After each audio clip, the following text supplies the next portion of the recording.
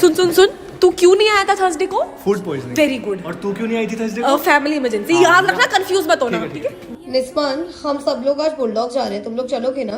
अबे यार, इनको आज ही क्यों प्लान बनाने हैं? आज रात को हमें साथ में टाइम स्पेंड करना था, गया प्राइवेट टाइम तेल लेने। छोड़ यार, किस्मत ही खराब है। मैं हाँ बोल रही हूँ, तू भी हाँ बोल दे। भैया एक लाटे दे दो और एक कैपेचिनो। अरे हार्दिक भाई, तुम दो कॉफी किस लिए ले रहे हो? वो ना, मैं दोनों कॉफी मिक्स करके पीता हूँ।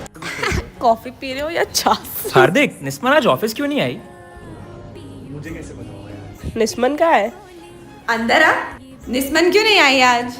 मुझे कैसे पता होगा? मैं उसका पीए थोड़ी हूँ। सब लोग तेरे बारे में पूछ रहे हैं, पता कितना एम्बैरेसिंग लग रहा है।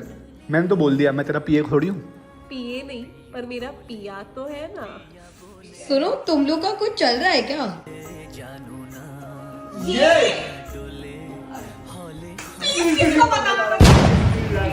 नौकरी चली जाएगी।